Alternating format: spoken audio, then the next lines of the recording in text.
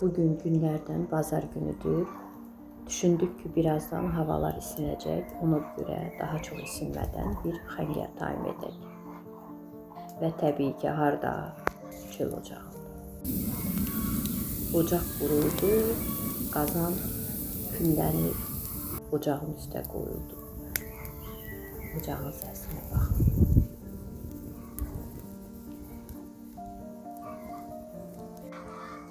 Suyumuz qaynadı. Həngəli süzülür. Bir dəfə belə bir video paylaşmışdım.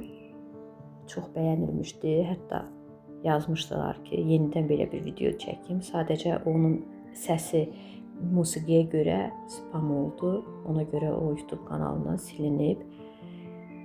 Orada demişdim ki, gecə yatdığı yerdə toyuğun yuxusuna haram qatıb toyuğu kəsdik. Dedilər ki, toyuq yazıqdır. Ona görə bu dəfə toyuq yenə girərkən onu tutmaq qərarına gəldik. Yuxuya getmədik.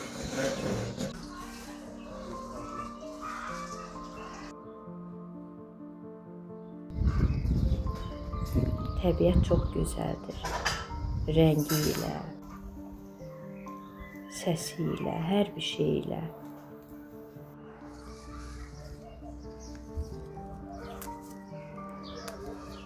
Çay dəmləmək üçün hazırlayırıq. Biraz da kəkota atdım çaynikə.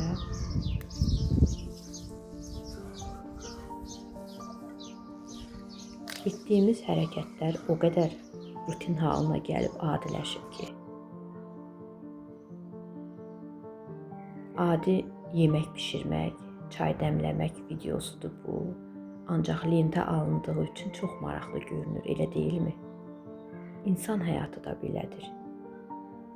Onu da lentə alsaq, o da çox maraqlı görünər. Sanki bir film kimi. Etdiyimiz hər bir şeyi zövq alaraq edəriksə, o öz marağını geri gətirər. Elə onu videoda izləyirmiş kimi izləyərik. Bizə xoş təsir bağışlayar. Belə bir deyim var. İnsan xoşbəxt olduğunun fərqində olsa, elə həmin an xoşbəxt olar. Xoşbəxtliyini adi şeylərdə tapan insanlar alın həyatınıza.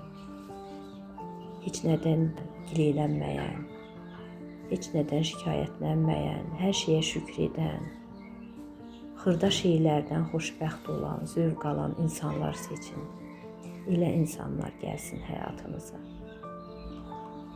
Çünki ətrafınızdakı insanlar necədirsə, bir müddət sonra siz də elə olursunuz.